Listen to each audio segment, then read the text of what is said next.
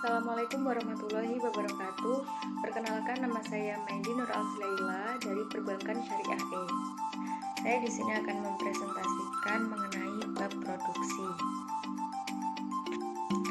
Langsung dari pengertiannya, produksi itu adalah suatu kegiatan yang dilakukan untuk menambah nilai guna suatu barang dan dapat pula diartikan sebagai upaya untuk mengubah input menjadi output. Produsen juga mereka yang melakukan produksi. Kegiatan produksi itu menjamin kelangsungan hidup masyarakat dan perusahaan. Oleh karena itu, harus dilakukan dalam keadaan apapun, baik oleh pemerintah maupun swasta. Namun, produksi tidak mungkin bisa berjalan bila tidak ada bahan yang memungkinkan untuk dilakukan proses produksi itu sendiri. Kegiatan produksi menjamin kelangsungan hidup masyarakat dan perusahaan. Oleh karena itu, harus dilakukan dalam kegiatan apapun, baik pemerintah maupun swasta.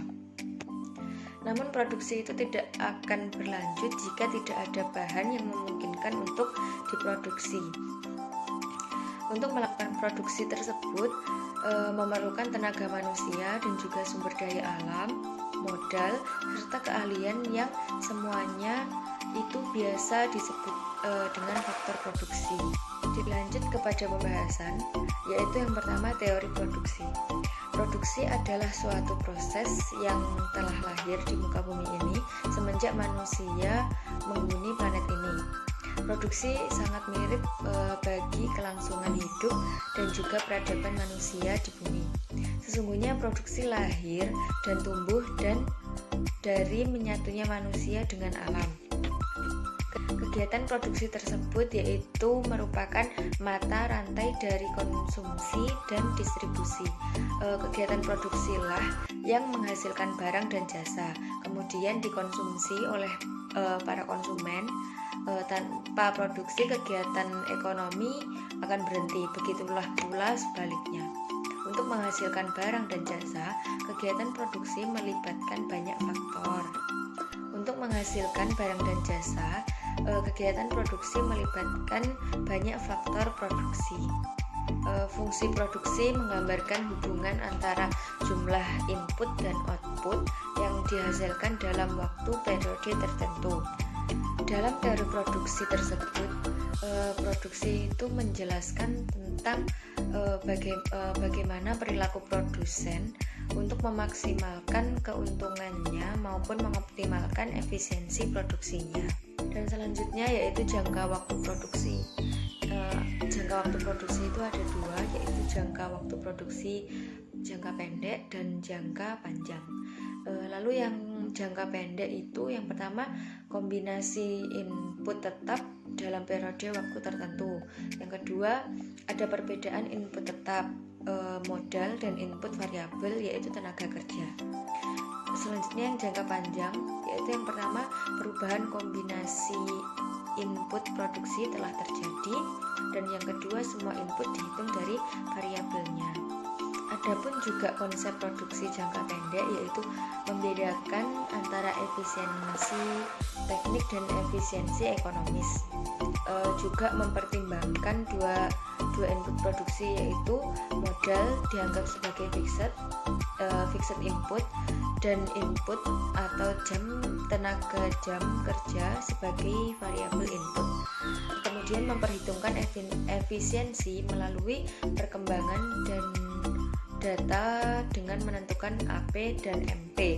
Baik, selanjutnya ada tahap-tahap produksi. Tahap-tahap produksi itu ada 3.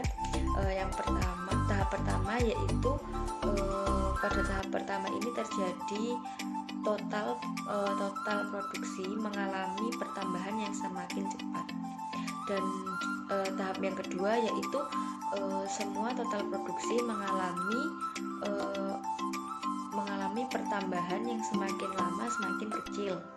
Lalu yang ketiga, ini terjadi produksi total yang mengalami pertambahan semakin lama semakin menurun.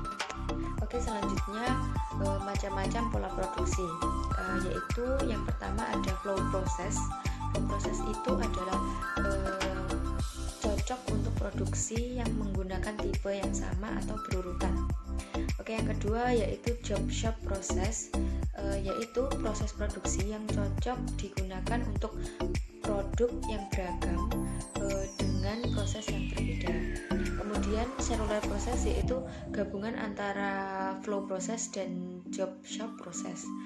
Selanjutnya ada project process, yaitu pola produksi yang menyeluruh mulai dari perencanaannya, pengadaan input hingga produksinya.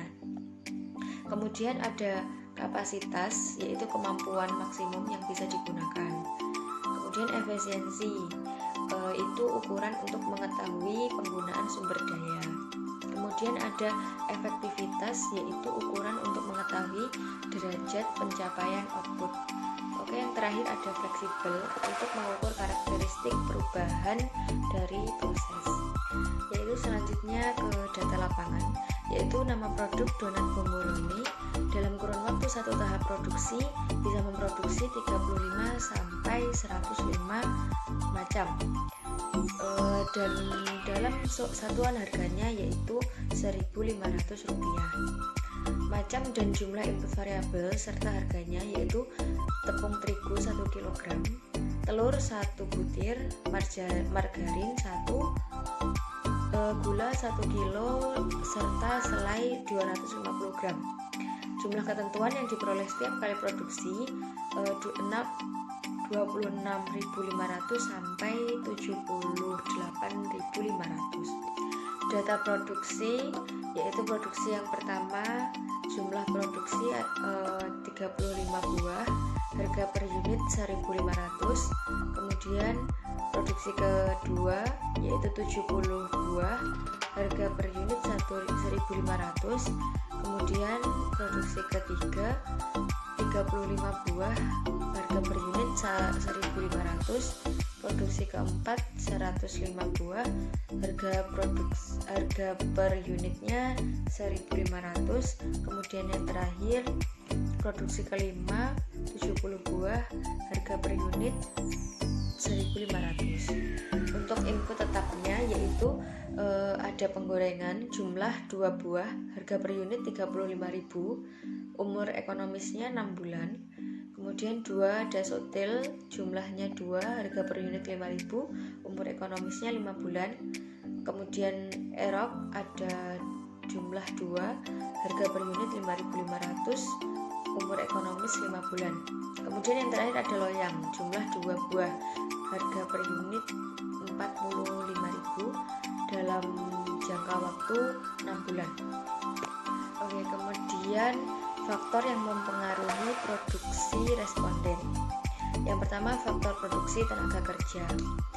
Responden di saat produksinya sepi, beliau menggunakan tenaganya sendiri dalam membuat donat bomboloni. Saat responden memperoleh banyak pesanan, beliau mengundang tenaga kerja ataupun saudaranya untuk membantu. Kemudian faktor produksi dalam bahan baku dan bahan penolong, yaitu tepung adalah bahan baku utama yang digunakan dalam pembuatan produksi tersebut. Telur, mentega, garam digunakan sebagai bumbu penyedap. Kemudian bahan penolong dalam segala pembuatan donat adalah penggorengan, baskom, juga mixer.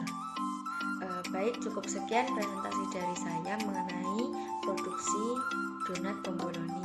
Wassalamualaikum warahmatullahi wabarakatuh.